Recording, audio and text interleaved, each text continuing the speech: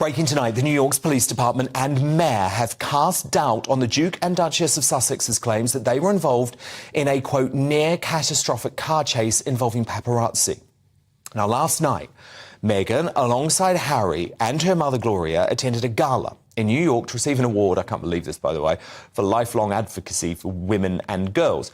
But in a statement released this afternoon, a spokesperson for the couple said that upon leaving, they were chased by a, quote, ring of highly aggressive paparazzi. This relentless pursuit lasting over 2 hours resulted in multiple near collisions involving other drivers on the road, pedestrians and 2 NYPD officers. However, in a sensational intervention, New York's lefty mayor, Eric Adams, said chasing vehicles is reckless and irresponsible, yes, but questioned the time frame provided by the Sussexes. And soon after that, the NYPD released a statement saying they assisted the private security team protecting the Duke and Duchess of Sussex. There were numerous photographers that made their transport challenging. The Duke and Duchess of Sussex arrived at their destination and there were no reported collisions, summonses, injuries or arrests in regard. Note that they used the word challenging, not near catastrophic. Now, of course, Harry's hostility towards the Paps is understandable. But I have to remind him, this sort of car chase would never have happened in the UK, where they were protected by long-term and respectful agreements between the media and the royal family. And you have to wonder if the Duke made a mistake in thinking his family would be safer in the US. Harry's biographer, Angela Levin, is with me now. Angela, this story is unravelling and fast. Yes, it's a very peculiar story. I mean, from my point of view, I can't understand how they arrived with 4 cars protecting them, full of guys who were looking after them. They walked a big area around them and protected them, and yet they come back in a yellow taxi. I mean, it was a bit like the Queen lending them her bulletproof car, and then they come to the Jubilee and they wind down the windows. I mean, if you want protection, you stay with what you've got. You don't sort of start going into a taxi who's got no experience. It's madness. Yes. I mean, if you go into New York yellow cabs, actually, they're quite crazy drivers.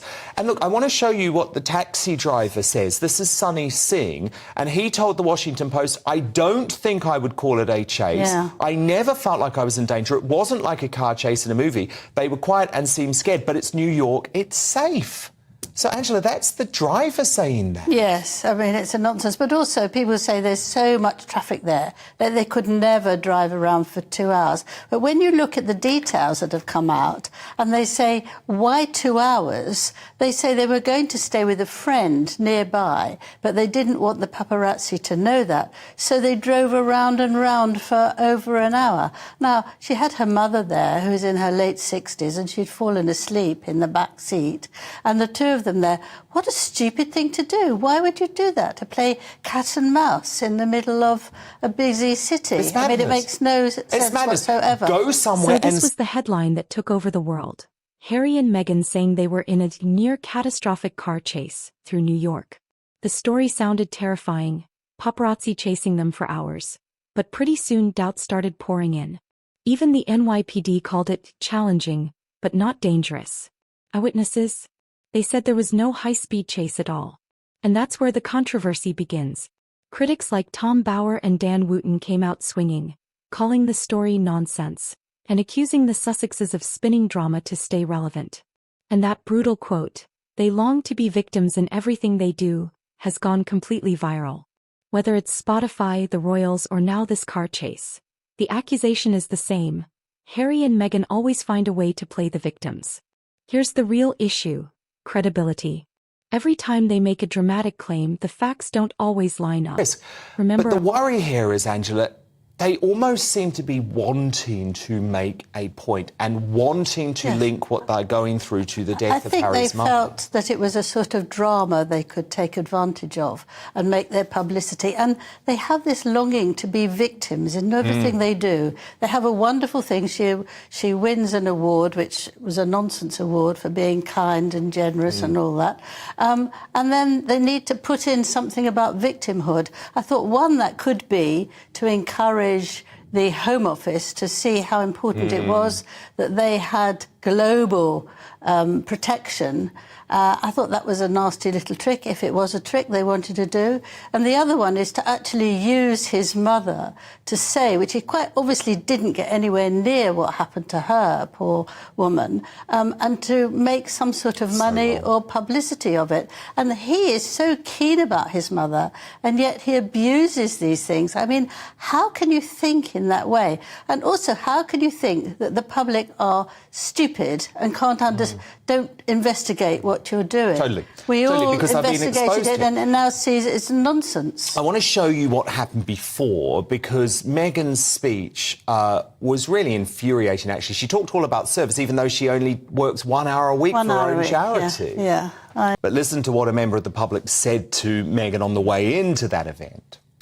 And it feels like, doesn't it, that's the reality, Angela. She tries to present something on stage, but actually she's broken up 2 families. She has broken up 2 families. She's very, very good at destroying things. I mean, that's in her nature.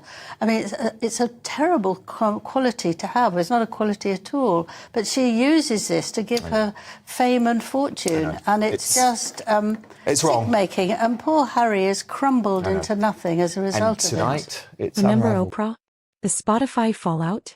Now the car chase. It's a pattern that's starting to make even supporters roll their eyes. If everything becomes a crisis, eventually nothing feels believable. Public reaction was brutal. Late-night hosts mocked the car chase through Manhattan, which, let's be honest, is physically impossible with that traffic. Even sympathetic outlets struggled to defend them this time. People are tired of the constant drama. The victim narrative that once earned them empathy is now costing them credibility. This moment feels like a turning point. The Sussexes' brand depends on public sympathy, but if people stop believing them, that foundation crumbles. Hollywood and Netflix want relatability, not ridicule. If they keep crying wolf, they risk becoming the very thing they hate, a media circus of their own making. That quote sums it up. Whether it's true or not, that's how people now see them, stuck in a cycle of self-inflicted drama. Maybe it's time for Harry and Meghan to stop chasing sympathy and start rebuilding their credibility.